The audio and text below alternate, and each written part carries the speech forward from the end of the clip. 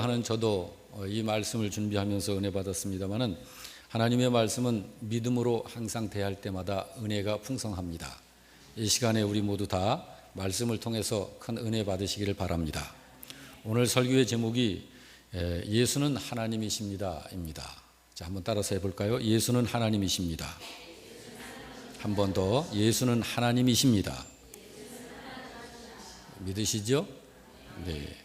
항상 저의 바람이 있습니다. 그것은 우리 영락교회 성도 여러분이 영육간에 잘 되는 것입니다. 제가 항상 그것이 저의 항상 바람이에요. 저는 하나님의 지혜가 되는 축복의 말씀, 비밀의 말씀을 전하는데 그것을 위해서 최선을 다할 것입니다. 그러니 여러분은 순수하고 정결한 믿음으로 잘 따라주시기를 부탁드립니다. 우리가 예수님을 믿고 있죠. 자, 예수님을 어떻게 믿고 있나요? 우리가 하나님으로 믿습니다. 예수님을 하나님으로, 또 하나님의 아들로, 또 우리의 구세주로, 우리의 주님으로 예수님을 믿습니다. 맞습니다. 우리는 부활하신 예수님을 살아계신 하나님이시며 우리의 구세주요 주님으로 믿는 것입니다. 그런데 여러분, 우리의 신앙은 지식적인 신앙에 머물지 않기를 바랍니다. 여러분들의 믿음이 지식적인 믿음이 되지 않기를 주님의 이름으로 축복합니다. 왜 그러냐면 믿음은 실제적인 것이에요. 믿음은 세상을 향한 하나님의 능력이기 때문입니다.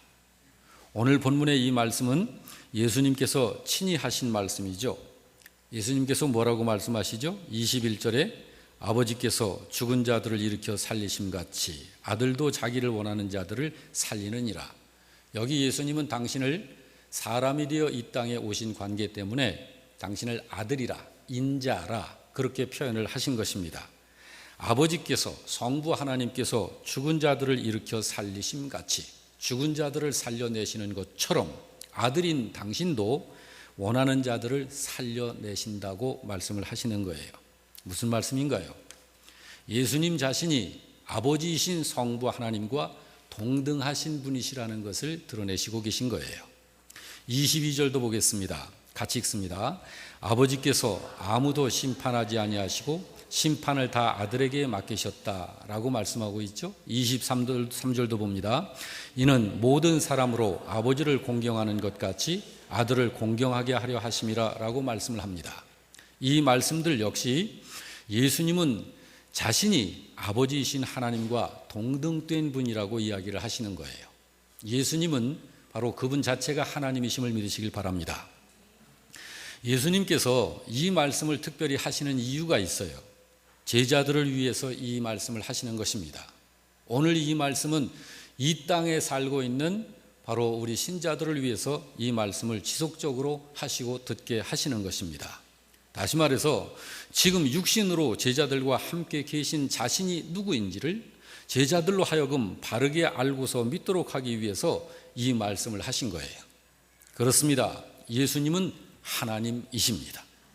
그러면서 주님이 당신이 하나님이시라는 사실을 분명히 선언하시면서 말씀을 결론적으로 선포하신 것이 24절 말씀입니다. 내가 진실로 진실로 너희에게 이르노니 내 말을 듣고 나 보내신 이를 믿는 자는 영생을 얻었고 그리고 심판에 이르지 아니하나니 사망에서 생명으로 옮겼느니라 라고 말씀을 하심으로 완료형으로 영생을 소유한 자로, 구원을 얻은 자로, 사망의 자리에 있었던 자가 생명의 자리로 옮겨졌다는 사실을 선포하신 거예요. 주님이 이 말씀을 믿지 않는 사람들에게 권면의 말씀으로 하신 것이 아니라 이미 제자가 되어 있는 신자들에게, 이미 제자가 되어 있는 사람들에게 다시 이 말씀을 선포하신 거예요. 왜 이 말씀을 다시 선포하셨냐면 그 이유가 있어요. 여러분과 저도 믿음을 가지고 있습니다마는 믿음을 갖게 되면 본래 그 믿음이 믿는 그 사람을 자유케 하는 거예요. 이 믿음이 그 믿는 신자를 행복하게 하는 거예요. 그 믿음을 가졌을 때 나타나는 실제 현상이 그것입니다. 영육간의 자유함을 누리고 그리고 영적인 기쁨과 즐거움과 행복함을 갖게 되는 것이 성경에서 말하는 믿음의 실제 현상입니다. 이것이 무슨 추상이 아니고 기대감이 아니고 이 다음에 그렇게 될 것이 아니고 성경에서 말씀하는 그 살아있는 믿음을 가지면 그것이 실제 현상이에요. 그래서 제자들이 예수를 믿게 되면 그 믿음으로 인해서 모든 문제들로부터 자유케 되고 행복해야 하는 것인데, 제자들이 그렇지 못한 경우가 많이 발생하기 때문에 주님께서 이 말씀을 제자들에게 다시 선포하시고 재차 선포하시면서 깨우침을 자꾸 주시는 거예요. 오늘 우리들에게도 마찬가지입니다. 예를 들자면 예수님의 12 제자들, 예수님을 주님으로 믿는다고 하면서도 어려움이 닥치면 두려움에 떨고 두려워하고 거짓을 말하고 마음에 없는 말을 하다가 극한 상황에 처했을 때는 예수님을 버리고 도망까지 가는 거예요. 예수님의 제자이면서도. 신자가 이런 상태의 사람이 되면 영적 패배자가 되는 것입니다.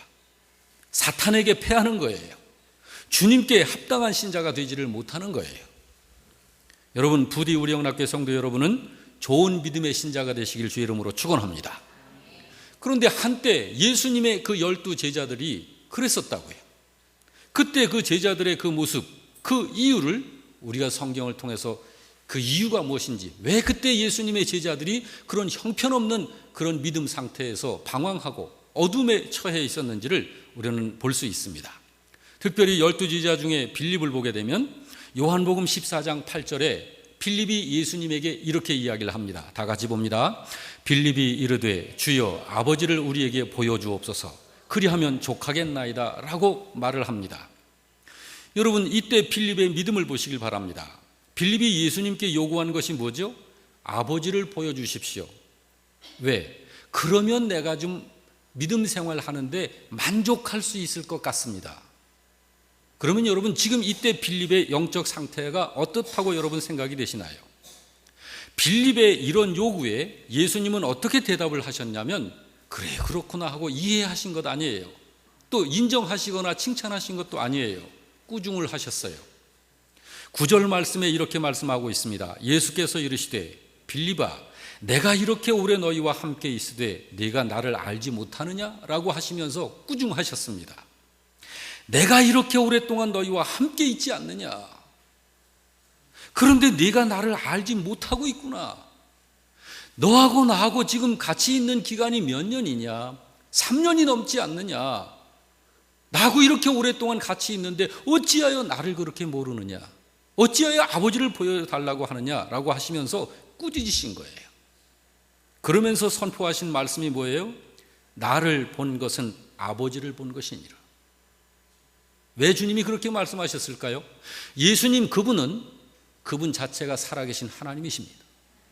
제자들이 이거를 알아야 되고, 오늘 신자들이, 예수 믿는 신자들이 그 예수님이 바로 살아계신 하나님이심을 체험적으로 알아야 돼요. 머리로 아는 것이 아니고, 지식으로 아는 것이 아니고. 여기 빌립과 같은 이런 믿음은 예수님께서 책망하시는 믿음이에요. 이런 믿음은 주님께서 말씀하시기를 내게 합당치 않다 하신 믿음이에요.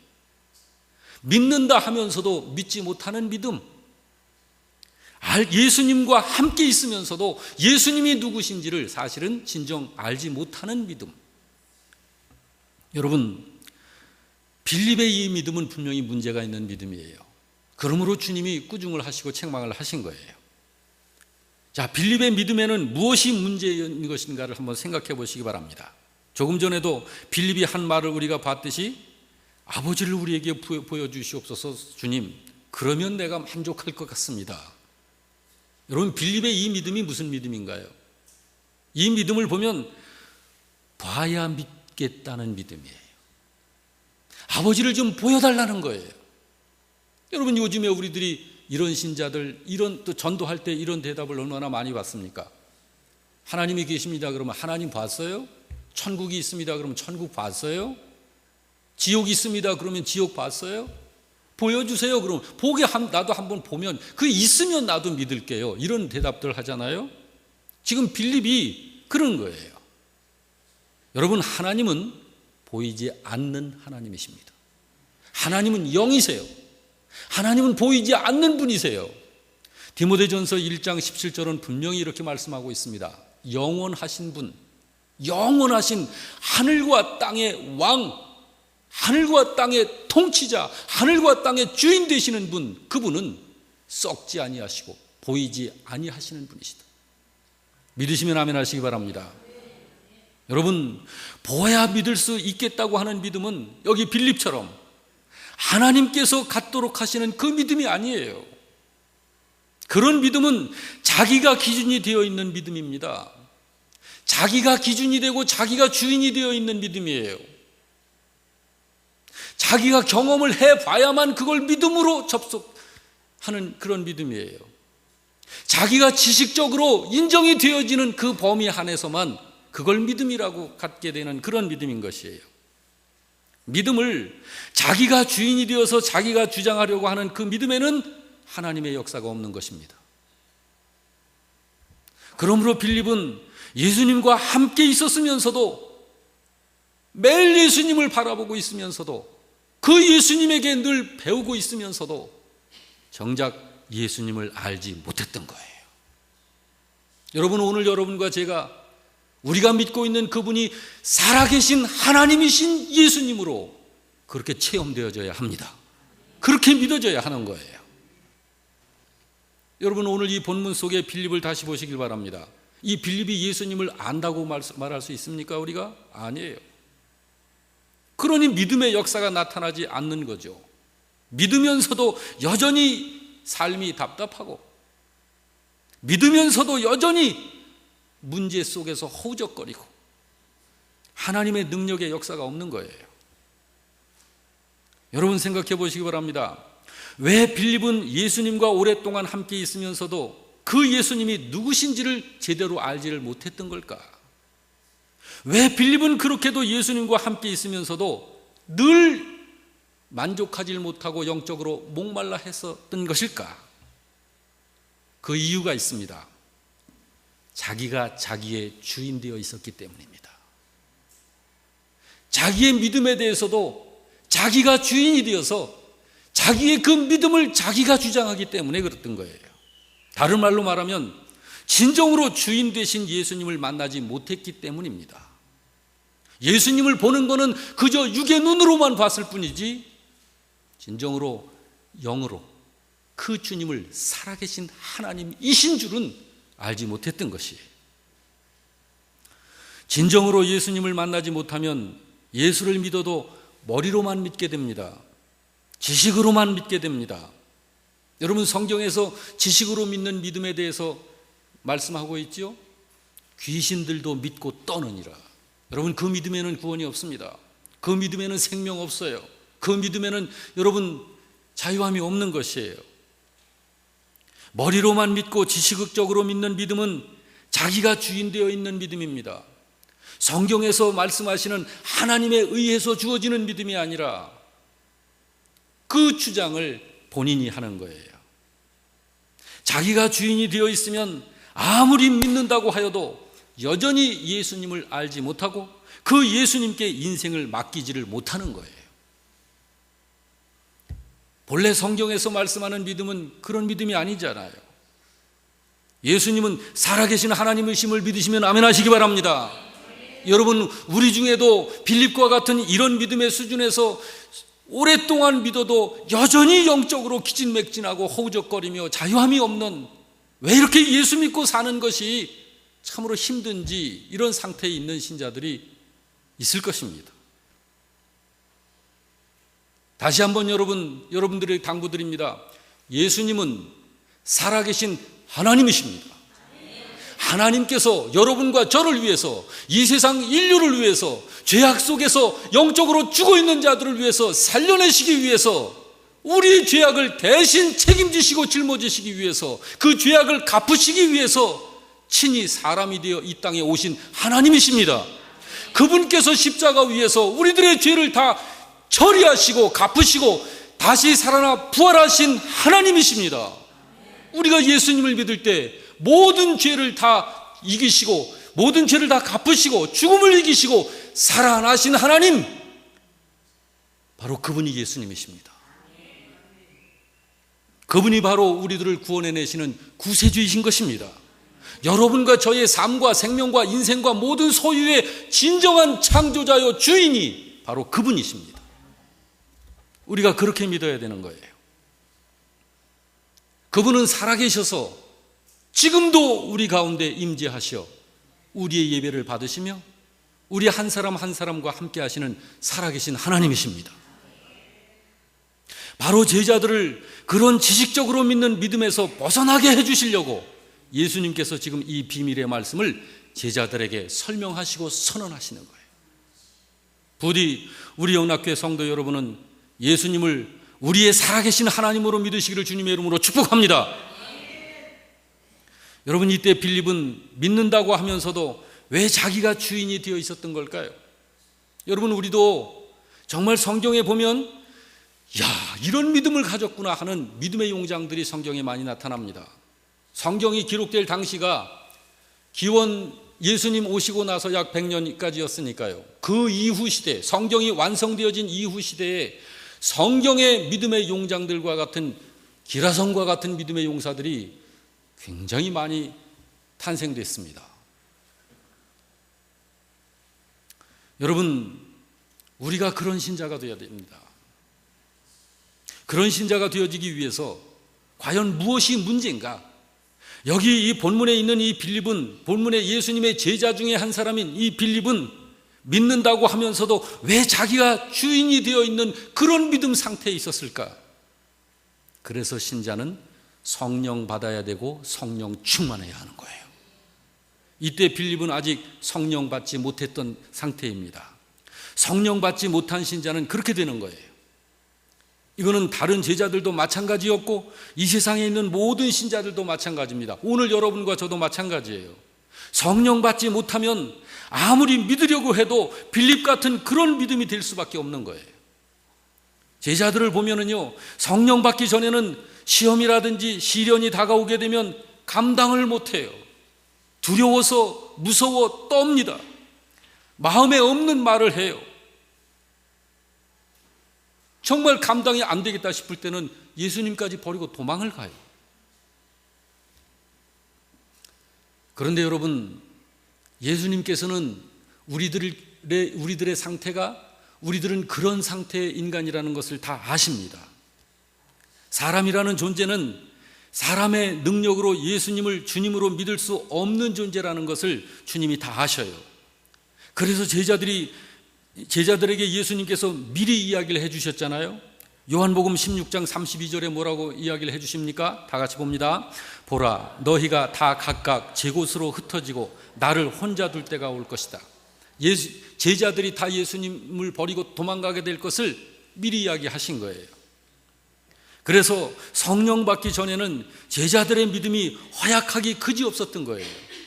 그렇지만 여러분, 이렇게 허약했었던 제자들, 시험과 어려움이 오면 내가 언제 믿음을 가졌냐 하듯이 믿음도 포기하고 예수님도 버리고 도망을 갔었던 그 제자들이 성령 받고 난 다음에는, 성령 충만한 다음에는 어떤 신자들이 됐는지 아시나요?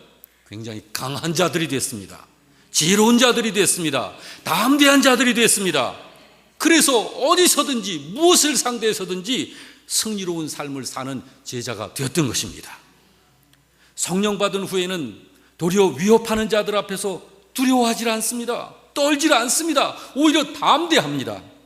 사도행전 4장 18절 이하를 보면 같이 봅니다.